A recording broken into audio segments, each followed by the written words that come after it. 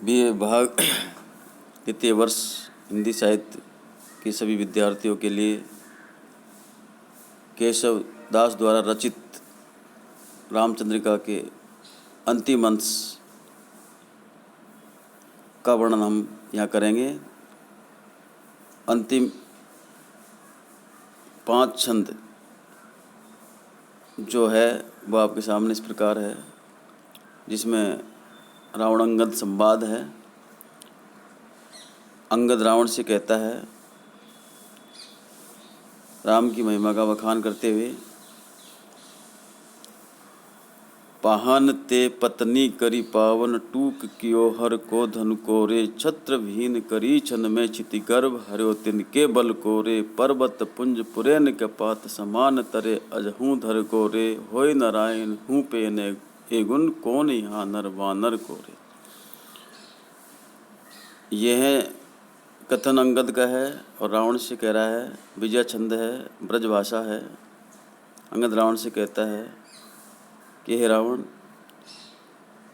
पाहन ते पत्नी करी पावन, जिस राम ने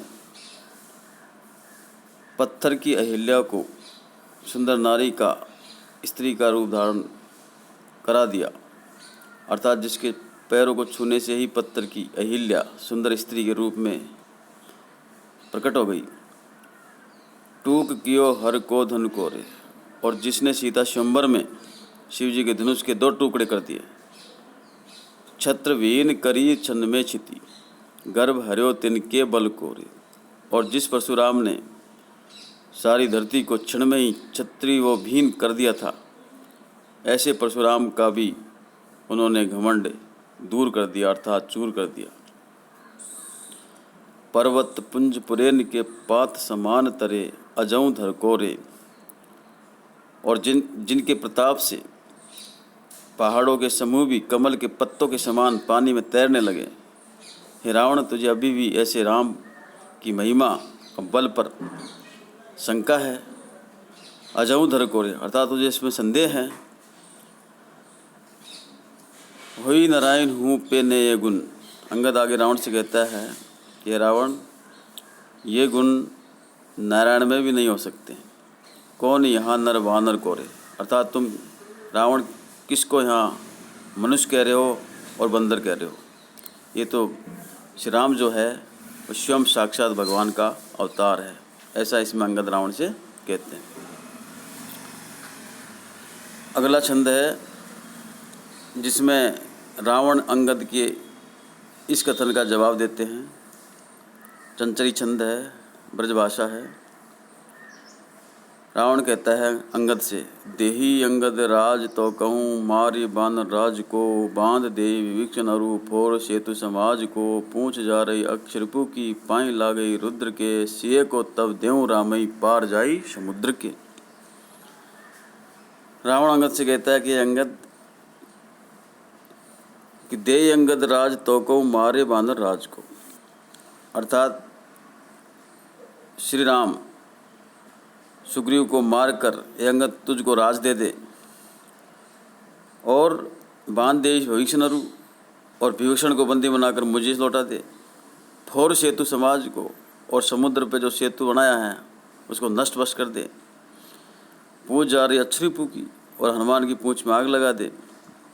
पाए ला गए रुद्र के, और मेरे शिव के पैरों में आकर पड़ जाए। सिए को तब देऊँ रामई पार जाई समुद्र के, और राम यहाँ से समुद्र के पार चले जाएगा, तब हे अंगद मैं सीता को वापस लौटा सकता हूँ। अर्थात रावण सीता को लौटाने के लिए ये शर्तें लगा देता है जो पूरी नहीं हो सकती। इसमें रावण की हठधर्मिता प्रकट होती है। फिर अंगद रावण से कहता है, अंगद को रावण की यह बात सुनकर क्रोध आ जाता है और वह गुस्से में कहता है,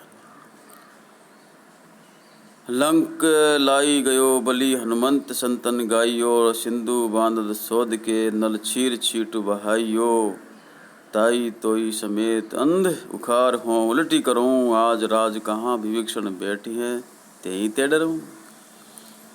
कि हे रावण, ये मूर्ख रावण, लंक लाई गयो बलि, हनुमंत संतन गाइयो। हनुमान महाबली तेरी लंका को जला गया, इस बात को सभी संत लोग गाते हैं, कहते हैं। सिंधु बांधत सोध के नल छीर छीटू बहाइयो। और तेरे लंका के नीचे जो समुद्र है, समुद्र को बांधते समय, इस पर सेतु समुद्र बनाते समय नल नामक वीर ने पानी के छींटों से तेरी लंका को डुबो दिया। ताही तो ही समेत अंध उखाड़ हों उलटी करूं। ये रावण, मैं तुम्हारी इस लंका को उखाड़ कर मैं उल्टी कर सकता हूँ। ताही तो ही समेत अंध, हे मूर्ख, तेरे सहित मैं सारी लंका को उखाड़ कर उल्टी कर सकता हूँ। आज राज कहाँ विष्णु बैठे हैं ते ही ते डरूं। लेकिन मुझे एक इस बात का डर है कि अगर मैं ऐसा कर दूंगा, लंका को उल्टी कर दूंगा, तो फिर ये विभीषण कहाँ राज करेगा, कहाँ बैठकर राज चलाएगा। इसी डर से मैं ऐसा नहीं करूंगा। ऐसा अंगद रावण से कहते हैं क्रोध में आकर। और अंत में दुआ छंद में केशवदास जी कहते हैं, अंगद रावण को मुकुट लेकर उड़ियो सुजान, मनो चलियो यमलोक को 10 सिर को प्रस्थान। अंगद लेवा मुकुट को परे राम के पाए, राम विभीषण के शीर्षी भूषित क्यों बनाई। अंगद रावण के सिर से मुकुट को छीन करके लेकर उड़ियो सुजान। वो चतुराई के साथ, वो चतुर अंगद है, वो वहाँ से उड़कर चलता है। अर्थात वो रावण के सिर से मुकुट छीन कर वहाँ से उड़कर राम के पास आ जाता है। और मनो चलियो यमलोक को 10 सिर को प्रस्थान। इसमें उत्प्रेक्षा अलंकार है। मानो ऐसा लग रहा है कि जैसे कि रावण के सिर को लेकर वो यमलोक को जा रहा हो। अंगद लेवा मुकुट को परे राम के पाई। अंगद रावण के उस मुकुट को लेकर राम के पैरों में आकर रख देता है। राम विभीषण के शीर्षी भूषित क्यों बनाई।